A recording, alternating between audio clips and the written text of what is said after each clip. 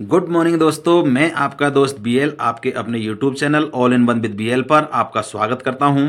दोस्तों, हम पढ़ रहे थे आधुनिक भारत का इतिहास और आधुनिक भारत के इतिहास में स्वतंत्रता आंदोलन हम पढ़ रहे थे। और स्वतंत्रता आंदोलन का भाग एक हमने पढ़ लिया था, जिसमें उदारवादी दल और उग्रवादी दल का कुछ भाग हमने पढ़ा था। तो आज हम पढ़ेंगे स्वतंत्रता आंदोलन का भाग दो, जिसमें से उग्रवादी दल का कुछ मैटर जो बच गया था वो हम कवर करेंगे और उसके पश्चात हम गांधी युग पढ़ेंगे। तो बने रहिए मेरे साथ और शुरू करते हम हमारा आज का टॉपिक। तो आधुनिक भारत में स्वतंत्रता आंदोलन भाग दो, भाग एक हमने कल पढ़ा था। उसमें उदारवादी युग और उग्रवादी युग या गरम दल के बारे में पढ़ा था। और वही गरम दल के अंदर ही आज जो हमारा कुछ अधूरा रह गया था, उसमें फिर हम यहाँ करते हैं रॉलेट एक्ट से शुरू। तो रॉलेट एक्ट जो है वो न्यायाधीश सर सिडनी की रिपोर्ट के आधार पर 17 मार्च 1919 को केंद्रीय विधान परिषद में रॉलेट एक्ट पारित किया गया था। तो न्यायाधीश सर सिडनी द्वारा रॉलेट एक्ट पारित किया गया था। सरकार ने 10 सितंबर 1917 ईस्वी में न्यायाधीश पर सिडनी रॉलेट की अध्यक्षता में एक सेडिशन समिति की स्थापना की गई। और इसका उद्देश्य जो है भारतीय क्रांतिकारी आंदोलन की जांच करने का था। मतलब ये जो रॉलेट एक्ट आया था उसमें क्रांतिकारियों की जांच करने का इनका उद्देश्य था। और इस एक्ट के द्वारा अंग्रेज सरकार जिसको चाहे बिना मुकदमा चलाए जेल में बंद कर सकती थी रॉलेट एक्ट के तहत।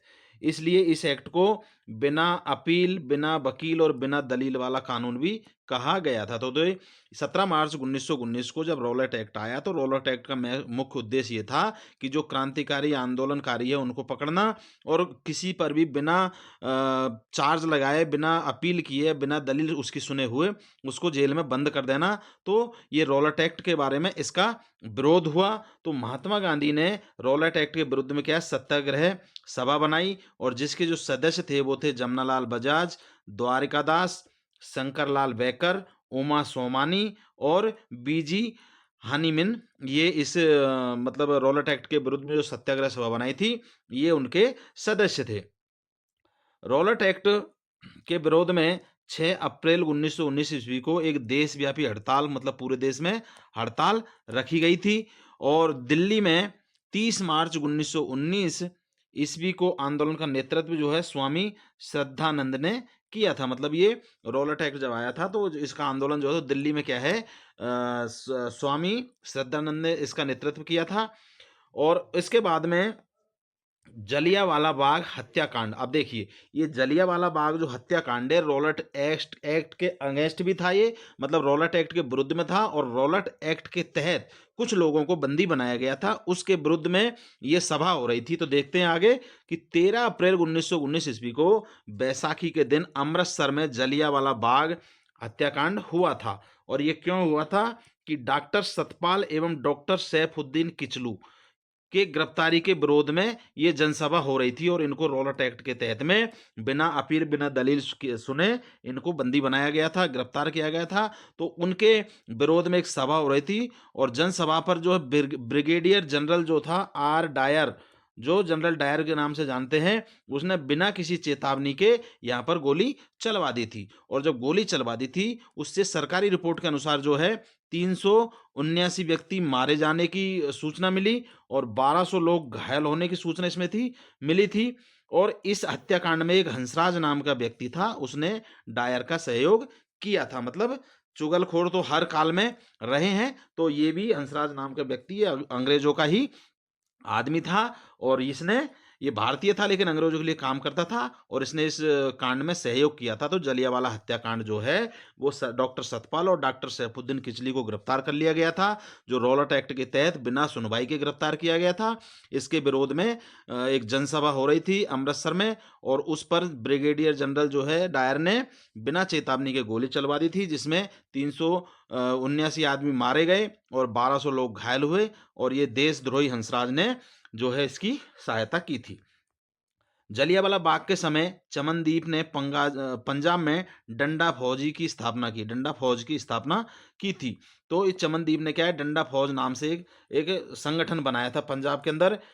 इस हत्याकांड के विरोध में रविन्द्रनाथ टैगोर ने नाइट की उपाधि वापस कर दी थी। इनको अंग्रेजों ने उपाधि दे रखी थी, वो उपाधि नाइट की उपाधि इन्होंने वापस कर दी थी।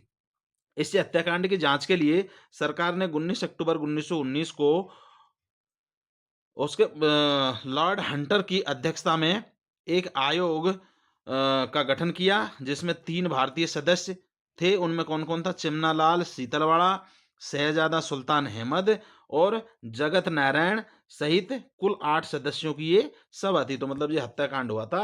इसकी जांच के लिए जो है सरकार क्या है, वो भी ब्रिटिश सरकार ने एक लॉर्ड हंटर की अध्यक्षता में एक आयोग बनाया था, जिसमें 3 हमारे इंडियन सदस्य थे और ये इसकी जांच के लिए एक समिति का गठन किया गया था और ये समिति में टोटल 8 सदस्य थे। इसके पश्चात जलियांवाला बाग की हत्याकांड के लिए जो कांग्रेस पार्टी, जो कांग्रेस यहाँ हिंदुस्तान में काम कर रही थी अंग्रेजों के विरुद्ध, इन्होंने भी एक जांच समिति बनाई और उसके द्वारा क्या है, मदन मोहन मालवीय की अध्यक्षता में एक समिति का गठन किया था और जिसके सदस्य मोतीलाल नेहरू, महात्मा गांधी, CR दास, बदरुद्दीन तैयबजी एवं जयकर थे। तो अंग्रेजों ने उधर एक हंटर कमेटी बनाई थी जांच के लिए और इधर जो इंडियन कांग्रेस थी उसने भी एक जांच समिति बनाई थी। उसमें मोतीलाल नेहरू, महात्मा गांधी, CR दास, बदरुद्दीन तैयबजी और जयकर को शामिल किया गया था। तो ये जो उग्रवादी दल था वो उसके बारे में हम पढ़ रहे थे। तो यहाँ पर उग्रवादी दल का जो इम्पोर्टेंट चीज़ें हैं वो समाप्त होती है। तो हमने उदारवादी दल पढ़ लिया था और उग्रवादी या जो गरम दल या नरम दल दोनों जो बोल सकते हैं वो हमने पढ़ लिया था। और इसके बाद में जो 3 चरणों में आंदोलन चला था तो उसके बाद में गांधी युग चला था। और ये गांधी युग जो है 1893 ईस्वी में दक्षिण अफ्रीका, गांधी जी क्या है 1893 ईस्वी में दक्षिण अफ्रीका गए थे और वहां 20 वर्षों के प्रवास के दौरान रंगभेद की नीति के खिलाफ लड़ाई लड़ते रहे। तो दक्षिण अफ्रीका से ही जो अंग्रेजों ने बना रखा था काला गोरे का भेद, तो रंग भेद के लिए वहीं से लड़ाई ये लड़ते रहे थे। यहीं पर गांधी जी ने सर्वप्रथम सत्याग्रह आंदोलन चलाया था दक्षिण अफ्रीका में ही। दक्षिण अफ्रीका में महात्मा गांधी ने अपनी विचारधारा को प्रसारित करने के लिए फिनिक्स सेटलमेंट एंड एवं टॉलस्टॉय फार्म की स्थापना की थी। तो महात्मा गांधी ने क्या है दक्षिण अफ्रीका में ही अपनी विचारधारा को प्रसारित करने के लिए Phoenix settlement and Tolstoy forum की स्थापना की थी। गांधी जी ने अपने प्रसिद्ध ग्रंथ हिंद स्वराज्य, गांधी जी ने जो लिखी थी पुस्तक हिंद स्वराज्य की रचना भी 1909 ईस्वी में लंदन जाते समय की थी। सन 1915 ईस्वी में गांधी जी दक्षिण अफ्रीका से वापस लौटे और इन्होंने अपना राजनीतिक गुरु जो है गोपाल कृष्ण गोखले जी को बनाया था। गांधी जी ने भारत आने पर 1915 ईस्वी में अहमदाबाद के पास साबरमती नदी के तट पर सत्याग्रह आश्रम की स्थापना की थी। तो अहमदाबाद में साबरमती नदी के किनारे सत्याग्रह आश्रम की स्थापना गांधी जी ने की थी। भारत आने पर गांधी जी द्वारा राजनीतिक क्षेत्र में उनका जो सर्वप्रथम महत्वपूर्ण कार्य था वो था गिरमिटिया प्रथा। गिरमिटिया प्रथा मतलब मजदूरों की भर्ती की जाने के संबंध में विरोध। तो मजदूरों की जो भर्ती की जाती थी उसका इन्होंने विरोध किया। दक्षिण अफ्रीका में इसको गिरमिटिया प्रथा के नाम से जानते थे, तो उसका विरोध इन्होंने हिंदुस्तान में आकर के किया था। अप्रैल 1917 ईस्वी में गांधी जी द्वारा चंपारण सत्याग्रह प्रारंभ किया गया था। मतलब चंपारण में जो सत्याग्रह आरंभ किया गया था वो अप्रैल 1917 में किया गया था। गांधी जी द्वारा चलाया गया पहला वास्तविक किसान सत्याग्रह जो है खेड़ा सत्याग्रह 1918 में चलाया था। तो जो गांधी जी का जो प्रथम सत्याग्रह था वो था खेड़ा सत्याग्रह जो 1918 में चलाया था। गांधी जी ने खेड़ा गुजरात में कर नहीं देने का आंदोलन चलाया था। मतलब जो खेड़ा गुजरात में है, खेड़ा सत्याग्रह के तहत उसमें यह आंदोलन चलाया था कि कोई भी कर नहीं देगा अंग्रेजों को। तो ये मतलब आंदोलन एक शुरू किया था। 1918 ईस्वी में गांधी जी ने अहमदाबाद मिल मजदूरों की हड़ताल के समर्थन में पहली बार भूख हड़ताल की थी। मतलब अहमदाबाद में जो मिल के मजदूर थे उन्होंने हड़ताल की थी और गांधी जी ने उनका समर्थन किया और उस समर्थन में भूख हड़ताल की थी। तो ये पहली बार गांधी जी की भूख हड़ताल थी। अहमदाबाद के मिल मजदूर एवं मिल मालिकों के बीच फ्लैग बोनस को लेकर के विवाद आरंभ हुआ था। मतलब उस टाइम पे फ्लैग बोनस के नाम से कोई बोनस मिलता होगा, पैसा मिलता होगा, उसको लेकर के ये मिल और मालिक के मतलब जो मिल के मजदूर थे उनके और मालिक के बीच में ये विवाद हुआ था, जिसमें गांधी जी ने भूख हड़ताल करके समर्थन किया था और ये इसी कारण से विवाद हुआ था और मजदूर हड़ताल पर चले गए थे इसी कारण से। फ्लैग बोनस के विवाद के कारण। गांधी जी द्वारा स्थापित हरिजन सेवक संघ की स्थापना अध्यक्ष घनश्याम दास बिरला ने की थी। मतलब गांधी जी ने क्या है, हरिजन सेवक संघ के स्थापना की थी, और जिसके संस्थापक जो थे, अध्यक्ष जो बनाए थे वो घनश्याम दास बिरला को बनाया गया था। उसके बाद में गांधी जी ने खिलाफत आंदोलन चलाया। खिलाफत मतलब विरुद्ध। खिलाफत आंदोलन में क्या था, 13 नवंबर 1919 ईस्वी को दिल्ली में अखिल भारतीय खिलाफत कमेटी का अधिवेशन हुआ, और गांधी जी ने इस अधिवेशन की अध्यक्षता की थी। तो खिलाफत आंदोलन की जो अधिवेशन हुआ था वो 13 नवंबर 1919 में हुआ था, और गांधी जी ने इसमें इस अधिवेशन की अध्यक्षता की थी। गांधी जी ने खिलाफत आंदोलन को हिंदू मुस्लिम की एकता का अवसर बताया था, क्योंकि इस आंदोलन में सभी मिलकर के काम करना था। तो सबको, हिंदू और मुस्लिम को एकता का अवसर बताया था कि सब एक हो जाए। ये अवसर है बहुत अच्छा, क्योंकि स्वतंत्रता की लड़ाई लड़नी थी तो मिलकर ही संभव था। 20 जून 1920 को इलाहाबाद में हुई हिंदू मुस्लिम की संयुक्त बैठक में असहयोग के अस्त्र को अपनाने का निर्णय लिया गया। मतलब जो बैठक हुई थी 20 जून 1920 में इलाहाबाद में, उसमें हिंदू और मुस्लिम सब संयुक्त बैठक हुई थी, और इसमें असहयोग के अस्त्र को अपनाने का निर्णय लिया गया था। असहयोग का 31 अगस्त 1920 के दिन खिलाफत दिवस के रूप में मनाया गया था। तो खिलाफत दिवस के रूप में 31 अगस्त 1920 का दिन मनाया गया था। 1924 ईस्वी में खिलाफत आंदोलन उस समय समाप्त हो गया था जब तुर्की में कमाल पाशा के नेतृत्व में बनी सरकार ने खलीफा के पद को समाप्त कर दिया था। जब तुर्की में जब खलीफा का पद समाप्त हो गया था, तो इधर गांधी जी ने असहयोग, जो खिलाफत आंदोलन था, उसको बंद कर दिया था। इसके बंद होने के पश्चात फिर असहयोग आंदोलन चलाया, जो 1920 में शुरू हुआ था असहयोग आंदोलन। और सितंबर 1920 में लाला लाजपत राय की अध्यक्षता में कोलकाता में असहयोग आंदोलन के कार्यक्रम पर विचार करने के लिए कांग्रेस महासचिव के अधिवेशन का आयोजन किया गया था। मतलब सितंबर 1920 में लाला लाजपत राय की अध्यक्षता में कोलकाता में असहयोग आंदोलन का कार्यक्रम को किस तरह से चलाना है, तो समिति, जो इन कांग्रेस महासमिति थी, उसका अधिवेशन किया गया था। मतलब एक मीटिंग की गई थी, और उसमें डिसाइड करना था कि इस आंदोलन को किस प्रकार से चलाना है। 1 अगस्त 1920 को गांधी जी द्वारा असहयोग आंदोलन की शुरुआत की गई थी। तो 1 अगस्त को असहयोग आंदोलन की शुरुआत कर दी गई थी। दिसंबर 1920 में नागपुर अधिवेशन में कांग्रेस ने असहयोग आंदोलन की पुष्टि कर दी थी। मतलब असहयोग आंदोलन की पुष्टि कर दी थी कि सभी असहयोग आंदोलन में साथ दे।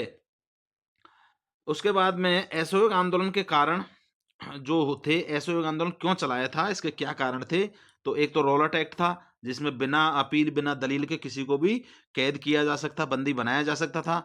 उसके बाद में जलियांवाला बाग हत्याकांड हुआ, जिसमें भारी नरसंहार किया था जनरल डायर ने। उसके बाद में हंटर कमेटी की रिपोर्ट थी, और जो हंटर कमेटी बैठाई थी उसमें उसका जांच के लिए, जलियांवाला बाग हत्याकांड के जांच के लिए, वो रिपोर्ट ठीक नहीं थी, इस कारण से भी। और भारतीय स्वराज्य की मांग, मतलब स्वराज्य, अपने राज्य की मांग के लिए भी असहयोग आंदोलन चलाया गया था। तो ये 4 कारण थे असहयोग आंदोलन चलाने के: रॉलेट एक्ट, जलियांवाला बाग हत्याकांड, हंटर कमेटी की रिपोर्ट, और भारतीय स्वराज्य की मांग।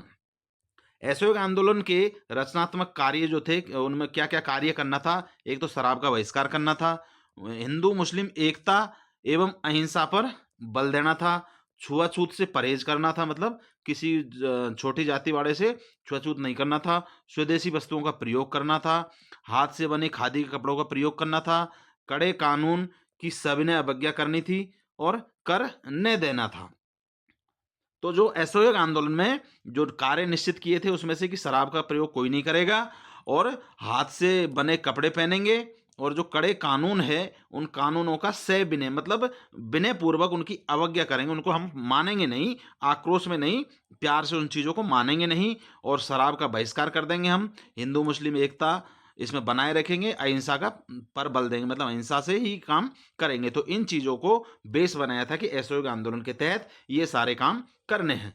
गांधी जी ने नागपुर में कांग्रेस के पुराने लक्ष्य, अंग्रेजी साम्राज्य के अंतर्गत स्वशासन के स्थान पर स्वराज का नया लक्ष्य घोषित किया था।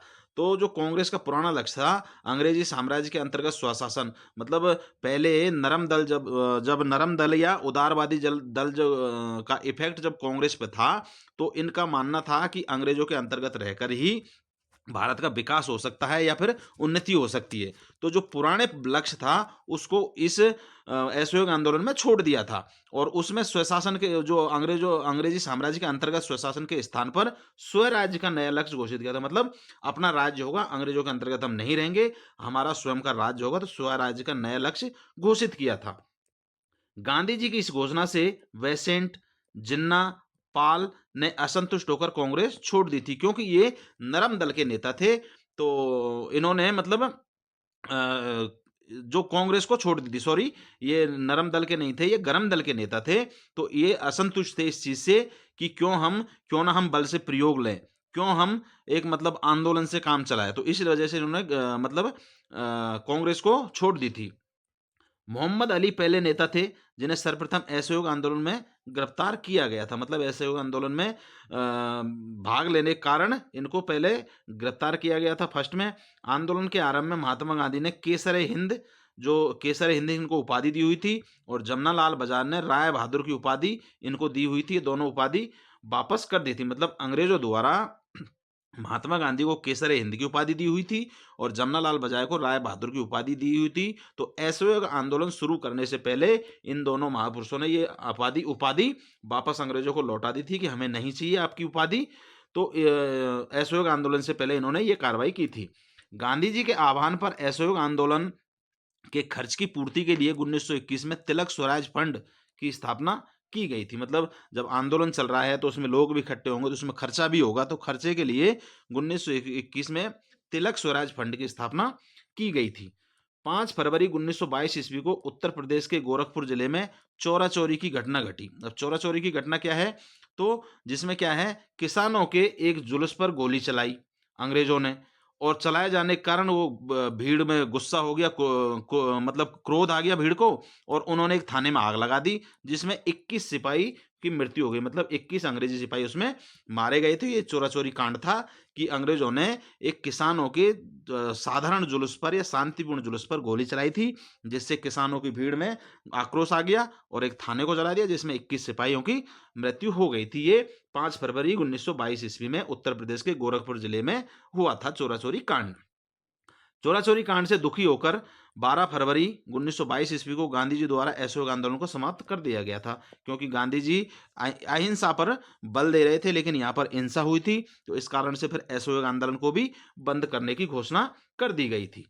13 मार्च 1922 ईस्वी को गांधी जी को गिरफ्तार कर लिया गया और गिरफ्तार करके न्यायाधीश ब्रूमफील्ड ने गांधी जी को असंतोष भड़काने के अपराध में 6 वर्ष की कैद की सजा सुनाई। लेकिन गांधी जी का स्वास्थ्य खराब होने के कारण में गांधी जी को 5 फरवरी 1924 को ही रिहा कर दिया गया था। मतलब 6 साल की कैद की सजा सुनाई थी, लेकिन उनकी तबीयत खराब होने की वजह से उन्हें लगभग 2 साल में ही रिहा कर दिया गया था।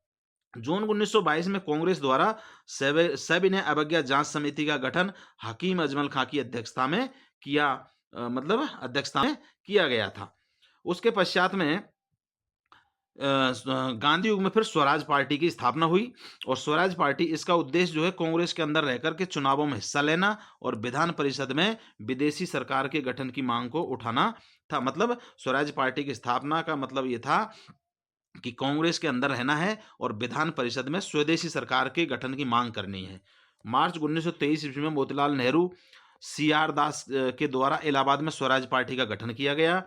1923 ईस्वी में कांग्रेस के ध्वज का प्रयोग रोकने के विरुद्ध नागपुर में एक झंडा सत्याग्रह हुआ था और एक सत्याग्रह गुरुबाग सत्याग्रह हुआ था जो 1922-23 में हुआ था। और यह सत्याग्रह अपदस्थ महंत को एक पद से हटा दिया था और नवगठित शिरोमणि गुरुद्वारा प्रबंध कमेटी के मध्य एक विवादित भूमि थी, उससे पेड़ काटने के कारण ये गुरु का बाग सत्याग्रह हुआ था। तो गुरु का बाग सत्याग्रह अपदस्थ महंत और गुरुद्वारा प्रबंध कमेटी के बीच में एक विवादित भूमि से पेड़ काटने के कारण हुआ था।